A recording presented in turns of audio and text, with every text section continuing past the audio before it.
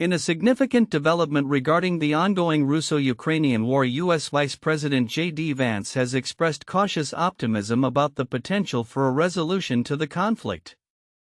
Speaking during an interview at the Munich Security Conference in Washington on May 7, Vance highlighted that the United States is keenly awaiting a direct engagement between Kyiv and Moscow despite ongoing hostilities.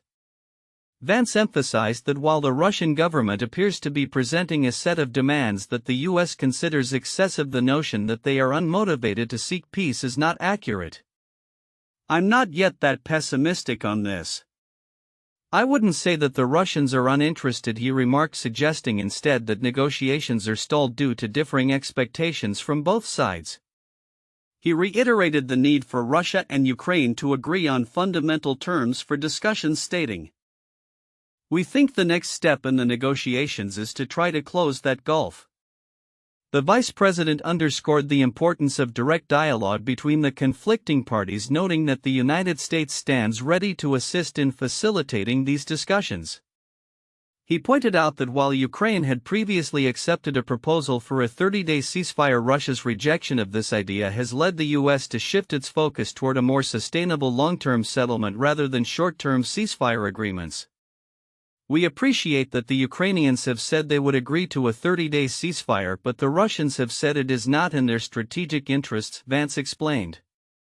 In light of these developments, President Donald Trump's previous remarks about potentially withdrawing American support if negotiations falter loom large. Vance echoed this sentiment, advocating for a diplomatic approach that he believes could lead to a durable peace that benefits both nations economically and, more crucially, preserves human life. Meanwhile, the dynamics on the ground in Ukraine continue to evolve. As of May 6, Ukrainian forces have been conducting limited attacks along the international border, particularly in the Kursk Oblast, while also executing drone and artillery strikes aimed at isolating Russian units. Reports indicate that Russian forces have been successfully repelling these attacks, but the situation remains fluid, with claims of Ukrainian advances in certain areas. Amidst these military maneuvers, the Kremlin is actively shaping public perception through narratives surrounding World War II, positioning its current military actions in Ukraine as a continuation of the Soviet Union's historical struggle against fascism. Russian Security Council Secretary Sergei Shoigu recently published an op-ed suggesting that unity against a perceived Western threat is crucial for Russia's future. This rhetoric not only aims to galvanize domestic support but also serves to justify ongoing military operations. In related news, a prisoner of war exchange between Ukraine and Russia on May 6 involving 205 individuals from each side highlights ongoing efforts to resolve humanitarian issues even as the broader conflict remains unresolved. As the situation unfolds, the international community watches closely not only for potential diplomatic breakthroughs but also for the implications of military actions in Ukraine and their impacts on regional stability. The coming weeks are likely to be pivotal, with the potential for new developments as both sides reassess their strategies in light of domestic and international pressures. As the Russo-Ukrainian war continues to unfold, recent developments underscore an escalation in military tactics and heightened tensions surrounding significant events. On May 7, 2025, long-range drones operated by Ukraine's security service SBU targeted two critical military facilities in Russia, marking a notable shift in the conflict's dynamics. The strikes on the Basalt plant, a key producer of munitions located in the Moscow region, and the Splat facility in Tula, known for developing rocket systems, resulted in multiple explosions and significant fires, illustrating Ukraine's advancing capabilities in drone warfare. These incidents occurred against the backdrop of heightened security concerns in Moscow as the city prepares for May 9 celebrations marking the 80th anniversary of victory over Nazi Germany, with leaders from Central Asia expected to attend. Russian officials are increasingly worried about potential Ukrainian drone attacks during the festivities. Moscow Mayor Sergei Sobyanin reported that air defense systems intercepted several drones attempting to reach the capital, although no significant damage was reported. Nevertheless, the debris from intercepted drones disrupted operations at 4 airports and highlighted the vulnerabilities within Russia's airspace. The escalating use of drones is reflective of Ukraine's evolving military tactics, which have become increasingly sophisticated in the face of ongoing conflict. Samuel Bendetta, researcher at the Center for Naval Analyses, emphasized the growing expertise of Ukrainian forces, stating that Ukrainian long-range drones can already strike across the entire European territory of Russia. This capability not only shifts the balance of power on the battlefield but also raises questions about Russia's defensive measures and its ability to protect key infrastructure. In a stark contrast to Ukraine's proactive military strategies, Russian President Vladimir Putin recently announced a unilateral ceasefire from May 8 to 11, coinciding with the Victory Day celebrations. However, this proposal was swiftly rejected by Ukrainian officials, who viewed it as a ploy to secure a safe environment for visiting dignitaries. Ukrainian President Volodymyr Zelensky asserted that Ukraine bears no responsibility for ensuring safety on Russian territory during the commemorative events. The Kremlin's response to Ukrainian drone capabilities has also intensified rhetoric regarding potential retaliation. Dmitry Medvedev, deputy chairman of Russia's Security Council, warned of severe consequences if Ukraine were to strike Moscow during the celebrations, asserting that such actions would be met with a decisive response. This escalatory rhetoric underscores the precarious nature of the conflict as both sides navigate a rapidly changing battlefield landscape. In the eastern regions of Ukraine, fighting continues unabated, with Ukrainian forces engaging in limited attacks near the border areas of Kursk Oblast. Amidst this turmoil, the Kremlin appears to be consolidating an informal state ideology that draws upon the historical narrative of the Soviet Union's victory in World War II. Russian officials are promoting a narrative that positions the West as an existential threat, aiming to unify public sentiment and justify ongoing military actions. This ideological framework, as outlined by Russian Security Council Secretary Sergei Shoigu, seeks to bolster national identity in a post-Soviet landscape that has experienced significant fragmentation since the USSR's dissolution. Closer to the ground, the situation in Chechnya adds another layer of complexity to the conflict. Chechen Republic head Ramzan Kadyrov has expressed a desire to resign, although he acknowledged that only Putin could approve such a request. Kadyrov's departure could destabilize the region, especially in light of his role in managing interethnic tensions amidst the ongoing conflict. In a significant humanitarian development, Ukraine and Russia executed a prisoner of war exchange, with 205 soldiers from each side being returned. This exchange underscores the ongoing human toll of the conflict, highlighting the need for diplomatic efforts to address the broader implications of the war. As the war enters a critical phase, the intersection of military strategy, ideological battles, and geopolitical maneuvering continues to shape the trajectory of the conflict. The potential for further escalations remains high, particularly as both nations prepare for significant anniversaries and military operations in the coming days. The international community will be closely watching these developments, as they may signal shifts in the broader regional balance of power and influence. In a revealing interview with the BBC, former President Joe Biden criticized his predecessor Donald Trump for what he described as modern-day appeasement towards Russian President Vladimir Putin concerning Ukraine. This exclusive conversation, Biden's first since leaving the White House, comes at a time when geopolitical tensions are heightened, particularly regarding the ongoing conflict in Ukraine and the shifting dynamics of U.S. foreign policy. During the interview, Biden asserted that Trump's administration pressured Ukraine to cede territory to Russia, a move he equated to the failed appeasement strategies of the late 1930s, when British Prime Minister Neville Chamberlain sought to placate Hitler. Biden stated unequivocally that conceding land would not satisfy Putin, who views Ukraine as part of Russia.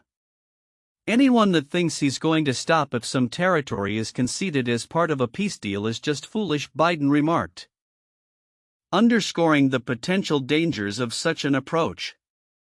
The interview coincided with the 80th anniversary of Victory in Europe Day, a poignant reminder of the costs of war and the importance of Allied unity.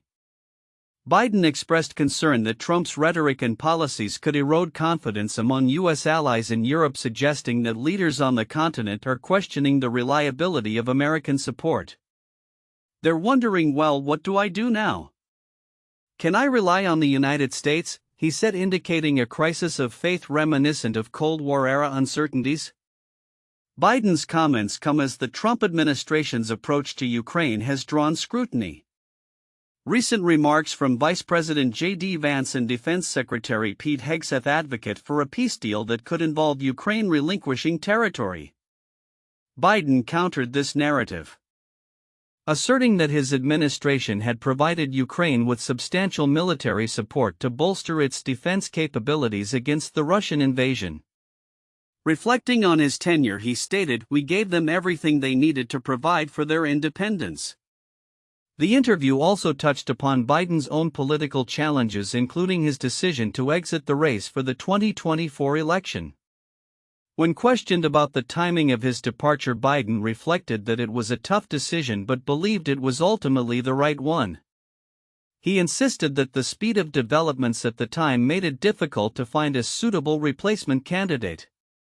In response to Trump's comments about U.S. foreign policy, including controversial statements regarding the Panama Canal and Greenland, Biden expressed disbelief. "What president ever talks like that? That's not who we are," he asserted, emphasizing America's values of freedom and democracy rather than territorial confiscation. The former president went on to critique Trump's handling of international alliances, suggesting that the former administration's rhetoric undermines the collective strength that comes from collaboration with allies. "There's benefits. It saves us money overall," Biden explained, highlighting the importance of maintaining strong transatlantic ties. As Biden continues to confront the legacy of the Trump administration while navigating the complexities of U.S.-European relations, the implications of these discussions are far-reaching. The choice between diplomatic engagement and aggressive posturing in the face of authoritarian threats remains a critical debate within American politics and its foreign policy strategy. With the conflict in Ukraine ongoing and tensions with Russia still high, the decisions made by current and future leaders will undoubtedly shape not only regional stability but also the broader landscape of international relations for years to come.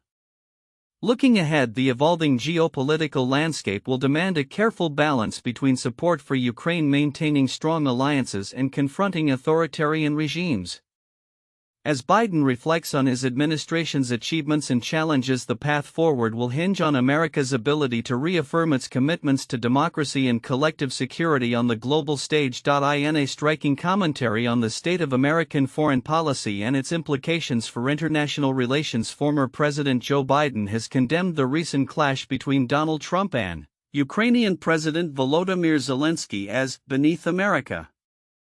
This assertion, made during Biden's first public interview since leaving the White House, underscores his concerns about the erosion of U.S. leadership on the global stage, particularly in relation to European security. In a broadcast interview with the BBC, Biden reflected on the controversial February confrontation in the Oval Office, where Trump reportedly accused Zelensky of being ungrateful for U.S. support. The meeting ended without fruitful outcomes, though a subsequent agreement on a minerals deal has since been reached between the two nations. Biden's remarks highlight a broader critique of Trump's approach to foreign policy, which he characterized as reflective of a modern-day appeasement strategy that could undermine democratic values and international alliances. Biden elaborated on his concerns, stating, "What president ever talks like that? That's not who we are," referring to Trump's provocative comments about potentially reclaiming territories such as Panama and Greenland. Such rhetoric, he argued, has not only damaged U.S. credibility but has also raised doubts among European allies about America's commitment to NATO and collective security.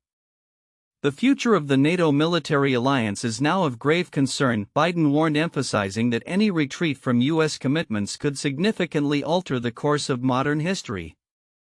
The former president's criticism extended to Trump's handling of the ongoing war in Ukraine, where he articulated a clear stance against any concession of Ukrainian territory to Russia as part of a peace deal. Biden recalled that Russian President Vladimir Putin's ambitions were rooted in a belief that Ukraine is inherently part of Russia, a notion that if unchallenged could embolden further aggression. Listen to what Putin said when he talked about going from Kyiv into Ukraine, Biden noted, highlighting the need for a unified response against such imperialistic tendencies. Biden's interview comes at a time when tensions remain high in Eastern Europe, particularly with the ongoing conflict in Ukraine. Recent developments have seen President Zelensky announce the successful return of 4,757 Ukrainian prisoners of war from Russian captivity, emphasizing the resilience of Ukrainian forces amidst adversity. Our ability to bring our people back is the result of the bravery of our warriors, Zelensky stated, reinforcing the importance of international support in their fight against Russian aggression. As Biden continues to navigate the post-presidential landscape, his comments reflect a commitment to restoring trust in U.S. alliances and reaffirming the nation's role as a leader in global democracy. The implications of his critique extend beyond mere political rivalry. They signal a pivotal moment for U.S. foreign policy and its future trajectory in an increasingly polarized world. Looking ahead, the interplay between American leadership and European security will remain critical as the West grapples with the challenges posed by authoritarian regimes. The upcoming months will likely reveal whether Biden's vision for a strong transatlantic alliance can be realized in the face of growing skepticism and geopolitical shifts. As the world watches closely, the stakes for both the U.S. and its allies in Europe have never been higher.